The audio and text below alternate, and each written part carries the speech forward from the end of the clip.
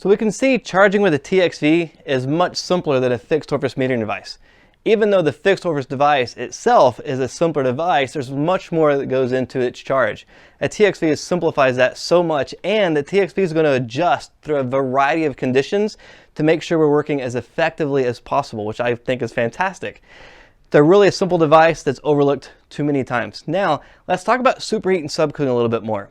You're going to hear in your trade at some point in time people that only talk about suction pressure. And if you've noticed, I could care less about pressure. I want a saturated temperature, PSIG converted temperature. Some people have memorized the basic conditions. And it's imagine driving a car without a speedometer. If you drove that car for long enough, you could kind of have a feel for how that car works, and you wouldn't be accurate, but you could be like, you could guess that you're going about the speed limit. So there's some people that have done this for long enough, they can feel the suction line, they can charge it, like, yeah, that's about right. And sometimes they can get pretty close, but they can still do that. Now the problem is we get a new refrigerant in that has a different temperature and pressure. It's like, oh my gosh, I hate this new refrigerant, because they don't understand how to feel how it goes. But here's what's awesome. We have a speedometer we can look at. It's just a little trickier. We have to do a little bit of math. 2-digit number minus a 2-digit number.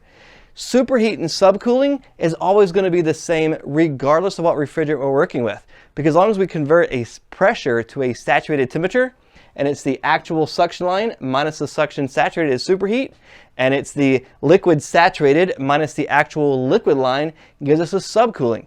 No matter what refrigerant we're working with, those formulas are going to be the same. So it really does simplify it.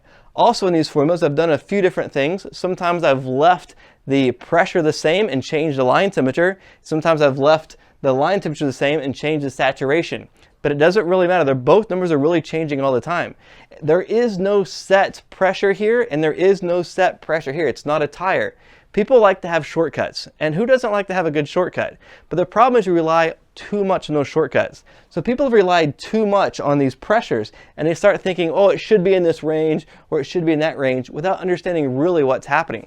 I could have a 40-degree evaporator at whatever pressure and be flooding my compressor, and that could be a problem.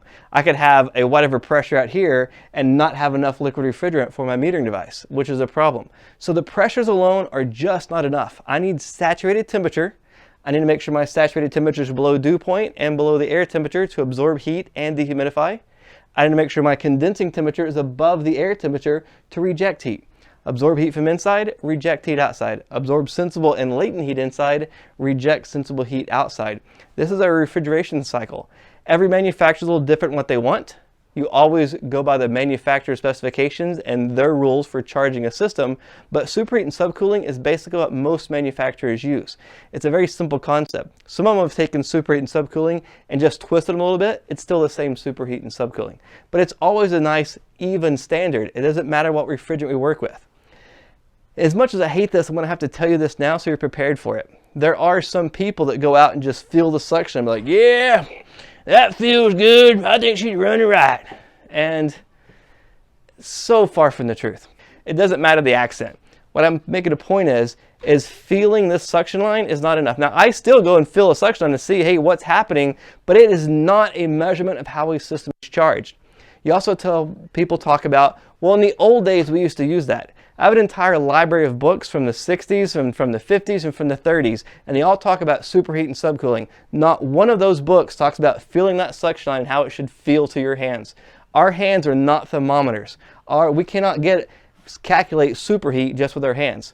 You're going to hear people do that. Yeah, just feel the suction line, see if it's good or not. And there's some cases where we're going to feel it as a symptom of what's happening, but it does not tell us how much refrigerant's in the evaporator. It does not tell us how much refrigerant in the condenser. For some reason, that old rule won't die. It's called beer can cold. As much as I hate to say that, because students hear that and they're like, yeah, I'm going to just charge like that. They think it's funny, and it used to be funny, but I've met too many people that believe that that's actually the way that they charge, and it really scares me, because what they're doing is they're burning out customers' compressors. They're not having the efficiency that they need. The customer never has a system running right, and these people think that they're doing a good job just because it's not enough, okay? It's not enough. We want to make sure that we understand superheat and subcooling on both sides, that we have a balanced charge on both sides.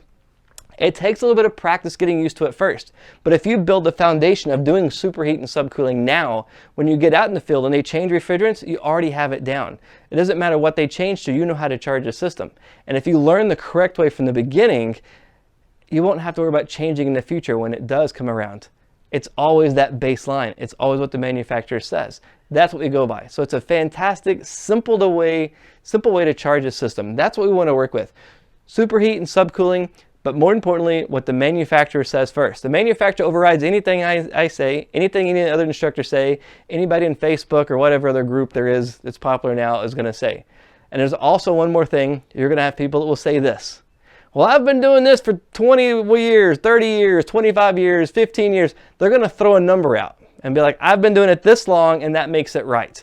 Well, you know, if I stole for a living and I stole for over so many years, does that make it okay? Does that make it the right way to do it? Absolutely not. So when they're stealing like that, they're stealing from the customer's efficiency and from the life of that customer system. And I'm sure going to get tons of hate mail for this, but it's the truth. Learn how to do superheat and subcooling. It's not that complicated, it's just new. But we get into thermodynamics, being a thermodynamics experts, it makes that a whole lot easier. Next, we're going to look at some digital gauges and how to get superheat and subcooling and make it a whole lot faster and a whole lot easier for us to work with. Superheat and subcooling, so incredibly important. So practice that.